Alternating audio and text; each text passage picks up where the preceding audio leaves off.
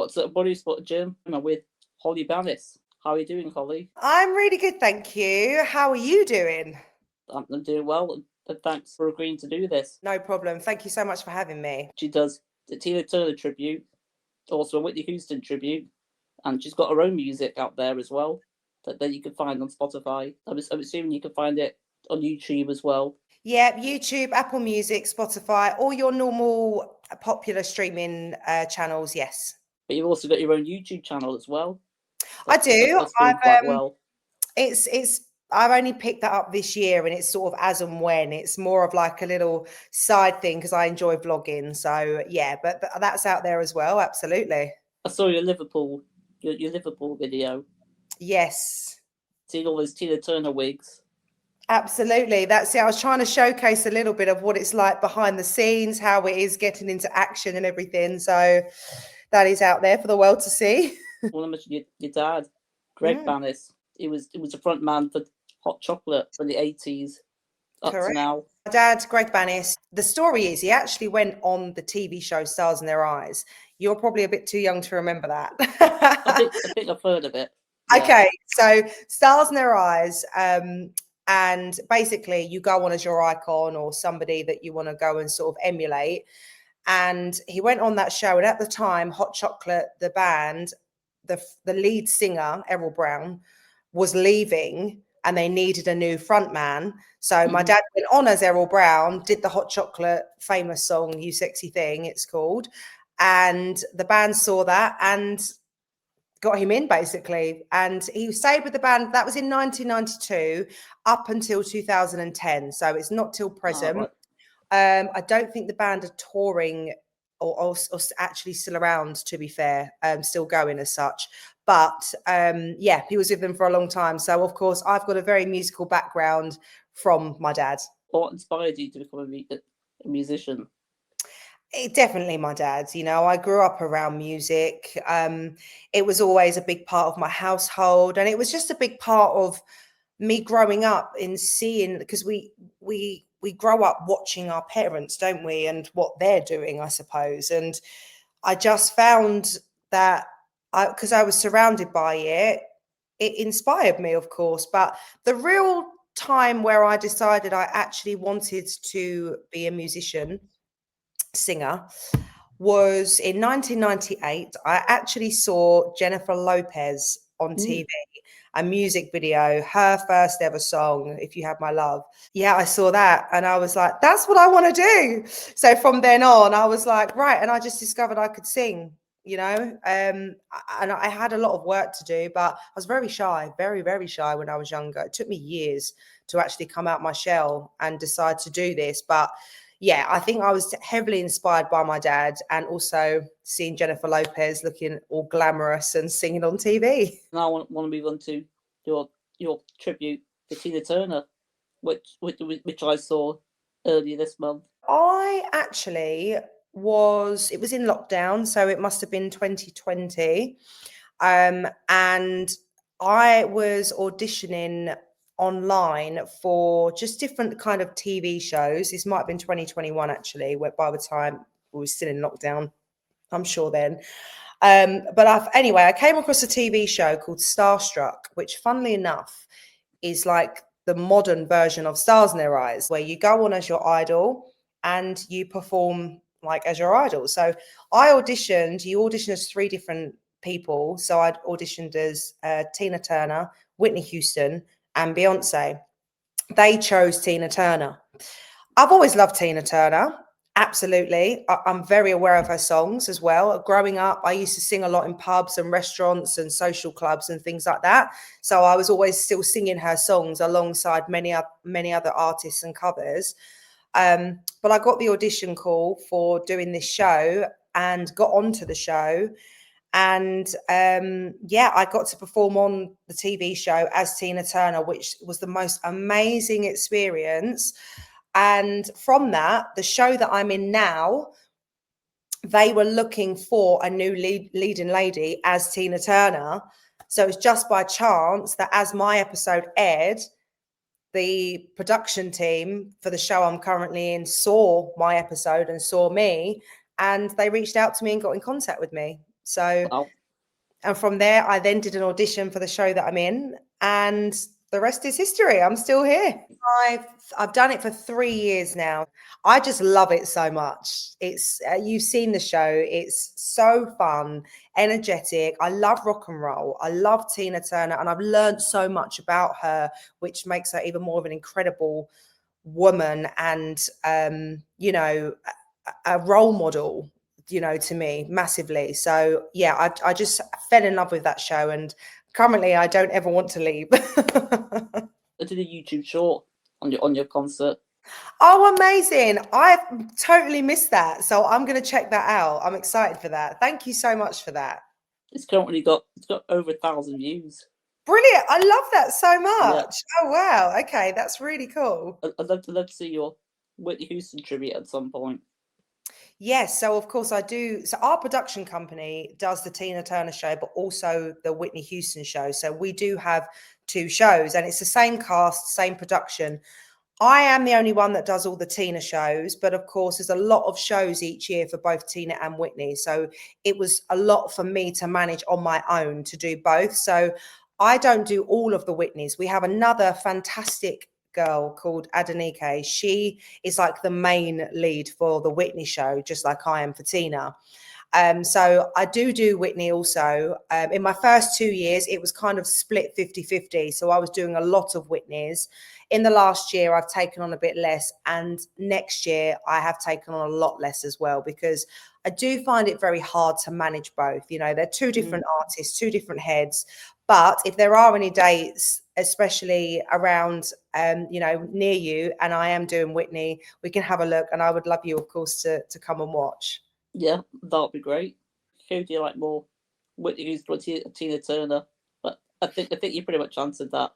I love both. I really do. If anything, I grew up more on Whitney, but to perform and go out there, and the music that I love as well, I I think for me it's just more Tina, I suppose. Mhm. So I love doing the Whitney show. The Whitney show is incredible. The way that show is put together, and the musical arrangements, and the whole of it, the production, it's amazing, just like Tina is. How did it feel when you found that she passed away a couple of years ago? That really was, even just now, like shivers down me. That was a really so I was on stage at the time as Tina performing, and we got all the news went live on like everyone's phones, of course, like the news app, everywhere. And I was on stage, and everyone in the audience was waving their phones at me, but I have a massive spotlight, so I don't really see out into the audience very well at all. I can only ever really see the first few front rows, unless we bring the house lights up for like when we do audience participation and stuff. Mhm. That's the first time I kind of see, wow, how many people are out there. We've come off after the first half, and the curtains dropped, and everyone's just, I'm normal, and everyone's like, Holly, Tina Turner's died. And I just didn't know what to say. It was complete shock. It wasn't like, oh, she's poorly and it's been in the news that she's poorly and her time's coming. It was just, it felt so out of the blue. And to be on stage as her at that time. So yeah, it's a moment I'll never forget, that's for sure. And then of course I had to go back out and finish the show, doing the next half of the show.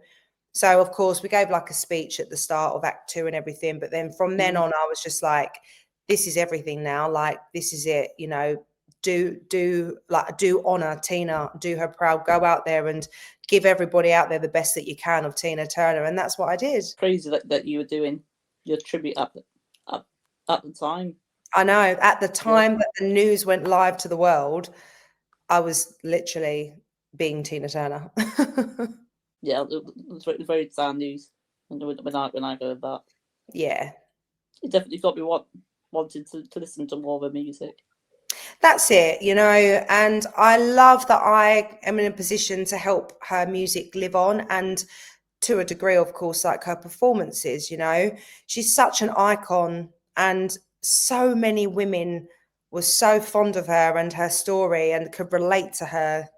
She was just an incredible woman. Like, it's such a loss to the world. But, like I say, to be able to go out and perform and hopefully carry her legacy on through our show of a tribute to her, then, that's all I could ask for. Which celebrities have you met doing a tribute? I haven't actually met any celebrities during these shows as such. We've had some celebrities in watching the shows.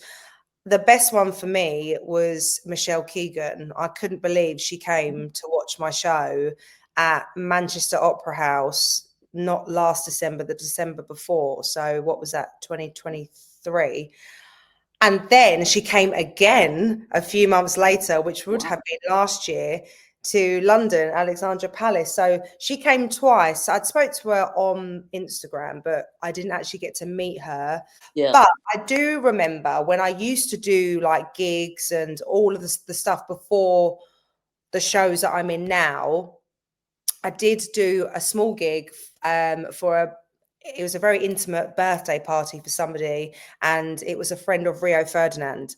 So he was there, and I was actually doing a Whitney tribute at the time, because I used to do a Whitney Houston tribute before I came into these shows. So I was actually out doing Whitney, not Tina. And yeah, I got booked for my Whitney tribute, and yeah, I'll never forget that. I literally got to sing to Rio Ferdinand. So that was pretty cool. That would have been probably maybe 2019. I think we talked enough about your tributes. I want to talk more about your own music. So 2019 is when I first ever released any music for the first time. I was always singing before, of course, and I always wanted to release my own stuff because I have always written music. I just needed a producer, I needed somebody to work with to get my music out there, because I wasn't well versed in that side of things. So I connected with a producer, and I actually just started off doing like featured vocals on his stuff for him. And then because we worked really well together, we started writing together. So like I would send him stuff that I'd written years ago and tried to produce myself on like my own laptop and using different softwares, but I wasn't very good at it. But it was enough to sort of lay down the basics. So I would send him stuff, and yeah, eventually, got in the studio. I'd fly. My dad actually lives in Spain now, but he's got a studio over there. So I was flying over to my dad's to like record the vocals, and then sending it all to the producer, because the producer lived in Germany. So it was all very like dotted around. But yeah, we worked together for quite a while, quite a few years actually, just continuously releasing music, or mostly like house and dance stuff is my kind of thing. And then I did release my own solo project where I went more into my own sort of genre of music, being more like poppy, and pop R&B is kind of where I always wanted to direct myself to. And that was my last release, which was 2022. But then it was from then when I got into this show. So since I've been in this show, because of time, I'm always on the road. I have not released any new music, but I do still have intentions to, because I've still got lots of songs that I've written. I love writing music. I play an ever so little bit of piano. So at times I like to sit on my piano, write some stuff there, or generally just write some stuff down or record voice memos. But yeah, I'd love to release more music. I've had it played on the radio a couple of times, which is an amazing feeling. I've had backing from BBC Introducing, which was amazing for me. And I have done some little small gigs as well, where I've been able to actually perform as me. So it's definitely a goal to get back to one day. Do you think you'll release a studio album in the future? In the next few years? I would absolutely love to. It's definitely a goal of mine to release a studio album. I think I will. I do think I will. It's possible. I think right now my focus is, whilst I'm in these shows, to work on these shows. I won't be in these shows forever. I think, there'll come a time where I'm ready to move on. And when I do that, the plan will be to get back writing, and I just would love to perform as myself, again, and definitely release an album. Make sure it's available on vinyl. Absolutely. I can buy it and play it on my turntable then. Wow, you have a turntable as well. I love that. Yeah, I've got loads. I've got about 300 records. Oh, that is amazing. And that to me is how we should listen to music. So what sort of bands and artists you like listening to in your spare time? So I think we just touched on this before we had this conversation, actually, didn't we? So I love 80s. I love 80s music personally, and even 70s, 60s. I love listening to artists from like way back. I love Michael Jackson. I love George Benson. I love George Michael, Tina Turner, of course, and Whitney Houston. I have to say that, I think. Yeah, Soul and Motown, like Otis Redding, Sam Cooke. They're all the kind of songs that I like to have on around the house. You know, I listen to Smooth FM, I listen to like Magic FM. You know, I'm such an old soul at heart. One person I do loves music and I think is amazing because I do love rock and roll. I love rock music. I love Youngblood. I really like Youngblood. do you have one of those Amazon like Alexas to play music on? I don't actually. I have got like a Bose speaker, but because I'm not home that often, I'm always on the road, which is Mm-hmm. another thing where I don't have much time to listen to music. So I am looking forward to the day when it comes where I can spend more time at home and get creative again and be inspired. It sounds like you got a very busy schedule. Indeed, yeah. You mentioned Sabrina Carpenter. Mm. I'm not really a fan, but my sister is a massive Sabrina Carpenter fan. Oh, But you also mentioned Sam Cooke. I bought one of his albums as CD. It was one of his compilations. I didn't wow. realize how many great songs he had. I know. I know. That's it. He is absolutely brilliant. So, yeah, I'm a real old soul at heart as well, but I love that for you. Love that. Before we conclude this video, I want to reveal Holly Bannis' favourite Tina Turner and Whitney Houston songs, which you can also listen to in the description below. As for my favourite Tina Turner song, it's The Best. As for my favourite Whitney Houston song, it's Saving All My Love for You. That's just about to do it for this video. Thank you, Brilliant. Holly, for agreeing to be a part of this. Everyone watching, please Yeah, go of ahead and course. check out her tributes and her music on Spotify as well, and to her YouTube channel, which I'll have linked in the description below. But just about to do it for this one. I appreciate it. If you give this video a like. Until next time, peace out, peace and love, and ciao.